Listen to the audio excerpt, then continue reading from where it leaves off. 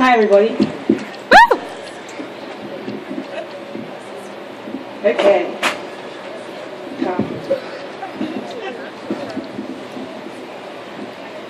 Good? Okay. Hi everyone. I'm an English teacher and as such I really love reading, especially kids' books or anything I could use to teach English. Right after I did the interview that she just mentioned with Four Corners, I went camping with my family in Kangaroo Valley. It rained most of the time, so I read a lot of books, starting with one called Girl Underground by Manus Island. This book is aimed at children and is a sequel to Boy Overboard, which tells the fictional story of an Afghan family's escape from persecution, told from the perspective of children, Jamal and Bibi. It finished with the family arriving safe, but not secure, in an unnamed island that was not Australia. Girl Underground is told from the perspective of two Australian children who find themselves writing to two Afghan children, Jamal and Bibi, who have been imprisoned in a desert detention centre. This friendship put them at odds with everyone around them who are suspicious and fearful of refugees. But Jamal and Bibi are just ordinary children who have done nothing wrong. The book asks, what kind of country treats children this way? Things go from bad to worse with Jamal and Bibi, and they plan to begin a hunger strike if their situation doesn't improve. So their Australian friends decide to help them escape. When their parents are in bed, they make their plans. After all, they think, how can anyone sleep when there are children facing injustice? This line just killed me. These books were written over 10 years ago, and how beyond frustrating is it that things have not gotten better for refugee children and their parents since then. Shame. My name is Hayley, and in January of this year I worked at the Regional Processing Centre on Manus Island as an English teacher and general staff worker for the Salvation Army. My journey with regional processing began then, but my involvement with refugees began more than a year before that, when I started visiting Ville Detention Centre with some friends and family. Up until that point, I really didn't know much about people who came by boat, or what brought them to take such journeys. I had my own ideas, but I was probably excited to meet people in detention, mostly because in our culture, they're almost like infamous but anonymous celebrities. They're in the news so much. I was curious to meet these people who seem to evoke such strong emotions from people.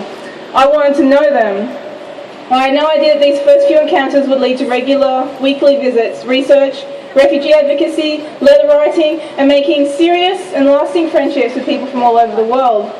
What began as friendly visits to drink tea and play board games soon became something real when a good friend of ours was almost forcibly deported to Afghanistan in November of 2011.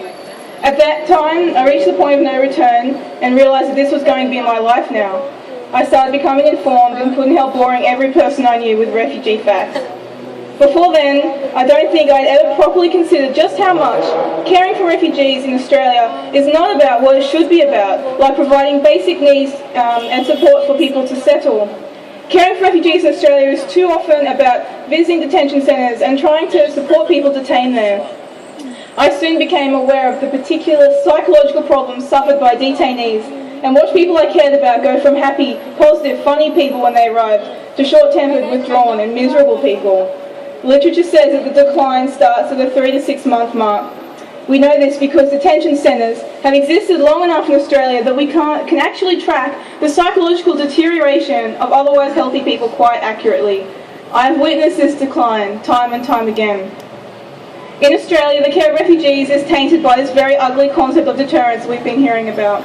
That is, essentially, we don't want people to claim asylum in Australia, even though it's not against any law, and by signing the 1951 UN Convention, we've essentially volunteered ourselves as the only safe house for asylum seekers in the region.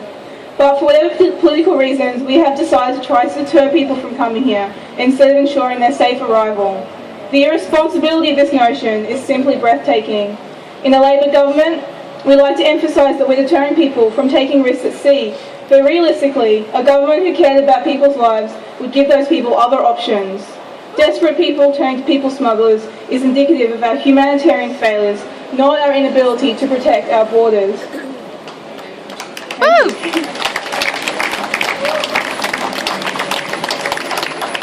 The reality of deterrence policies mean that anyone wanting to care for people in detention centres will find themselves at odds with the government, because here we are trying to bring hope, offering friendship and welcome, and if possible, help with their claim for asylum.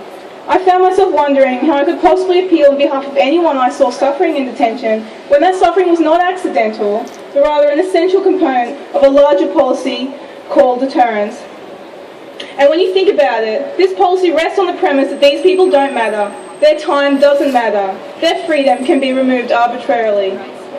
When the Houston report came out last year and the policy of no advantage was announced, along with the reopening of Manus and Nauru island processing centres, I couldn't quite believe just how bad things had now become. I don't think I was aware of the existence of these centres when they opened before, but I had since read about them with horror, grateful that at least things weren't as bad as that anymore. Watching them build the 10 Cs in Nauru and reclaiming the jungle back from the old centre on Manus, I knew I had to get there somehow. I was so ashamed at what I saw that I wanted at least to witness it firsthand the way I did at Villawood. More than that, I wanted to undermine that evil system that permits cruelty for some abstract and ultimately fictional greater good. Advocates said that offshore processing would not stop any boats, and it was scary watching at home as more boats came and sank. It wasn't long before there was no space left. They hadn't even finished building. I wanted to rebel against this, using the only real tool at my disposal, and that is love. Manifested in giving my time, my attention, my unconditional acceptance of those people. It doesn't fix anything, but it helps people cope by restoring some of their humanity and worth. The first asylum seekers were transferred to Manus on the 21st of November last year, my 25th birthday. I watched them disembarking from the plane on TV, and less than 2 months later I joined them on the very same tarmac in the tropical PNG heat. It was not difficult to get a job with TSA. A friend just happened to send me the link to apply. It would never have occurred to me to actually work there, but the opportunity, when it presented itself, was too good to pass up. I want to tell you about Manus Island, this absolutely beautiful place, full of welcoming, honest people. One day I will go back there, when this mess is abandoned, to visit that place with its coral reefs, its untouched beaches and kind people. I will see and enjoy it as it should be, not as an island prison scarier than an oppressive regime, but as a place of beauty and possibility. And yet Manus Island was also the place where I saw grown men breaking down, forced to beg for their basic needs. On Manus Island, men, women and children are detained behind a fence like animals in a small cramped space that they share with people they don't often trust. Manus Island is host to an impressive assortment of deadly diseases, many of which are mosquito-borne. The best way to get mosquito bites in PNG is to live in a tent, which all the men do. They would get bites on top of bites that would get infected and got worse every night. Because I've been to PNG, I can't give blood for 3 years. When asylum seekers arrive on Manus Island, many don't know where they are, and they certainly don't know why.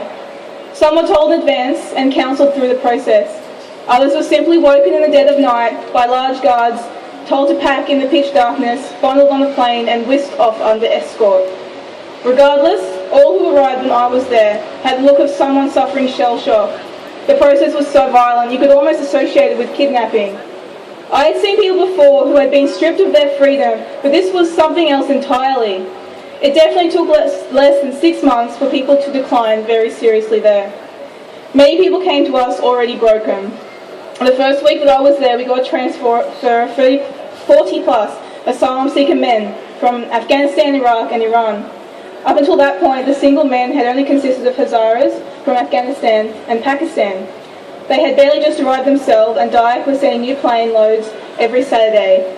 We requested that they send small transfers and keep to one nationality for the time being, so the last group had time to adjust to being there before more people arrived.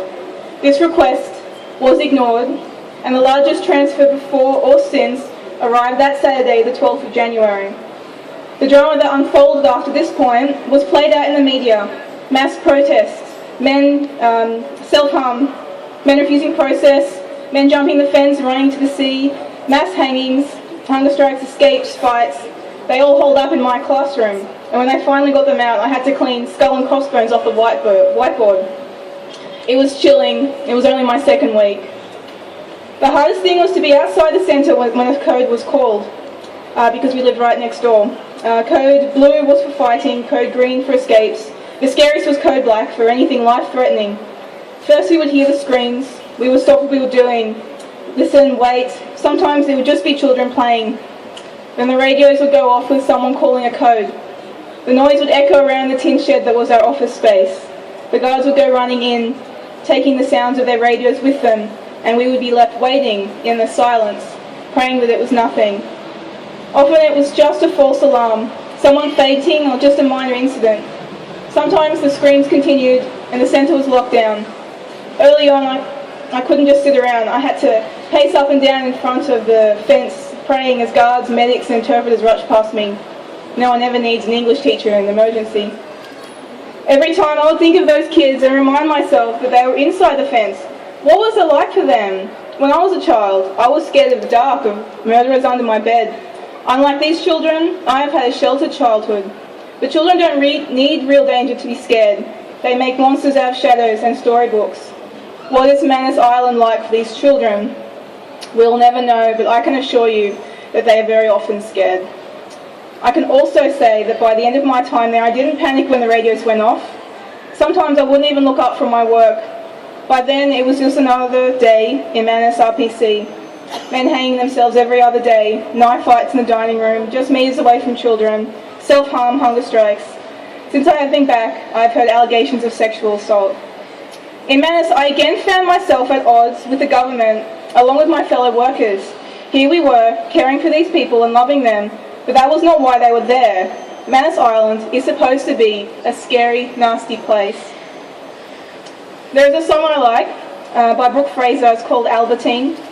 It's about a girl that Fraser met in Rwanda who was orphaned by genocide. The chorus goes, "Now that I have seen, I am responsible. Faith without deeds is dead." See, she was so moved by meeting Albertine that she decided to use her fame and influence as a songwriter to tell people her story. The last sentence is a quote from the New Testament, James chapter 2, so I know that it resonates with the Christians here, but I'm also sure that it is relevant to everyone. It is one thing to have strong beliefs about something, religion, social justice, politics, but actions speak louder than words. She says, "I am on a plane, across a distant sea, but I carry you with me in the dust of my feet." This was true of Fraser and of me too, because the people in Manus are not strangers to me now. I met some of the most wonderful people there, and I see their faces wherever I go.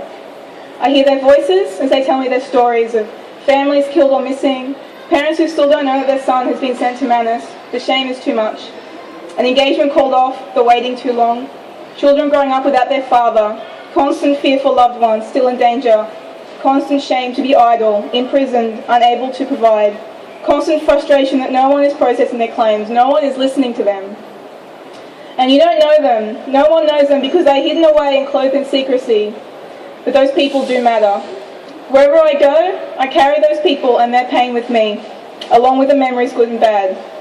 I have seen them, so I'm responsible. Since doing the Four Corners interview, one important thing has changed for me, and that is, while I still carry everything with me, the burden is not so heavy anymore. When Brooke Fraser left Rwanda, she pledged to tell the world what she had seen, but for me I was forbidden to talk because of the contract I signed. Everyone who works there is made to be afraid to speak. I'm still a little bit afraid. But always that chorus was in my head and I couldn't shake off its truth. Now that I've seen, I am responsible. And what those people need more than anything is freedom and for their claims to be processed. So why is it better now? Because, my friends, now you have seen it too, and we share that responsibility. You may not have carried the dust of that place on your feet, but you have seen with your eyes and you have heard with your ears. These are your detention centres. They're paid for with your taxes, by your politicians. They cannot sanction anything without the approval of the Australian people. They and the media do whip up fear and misinformation, it's true, but only because we are so ready to swallow pernicious lies that paint asylum seekers as opportunistic at best and dangerous at worst. Now you have seen, now you know better, now you are responsible, and you carry them with you. How can you sleep when there are children facing injustice? Thank you.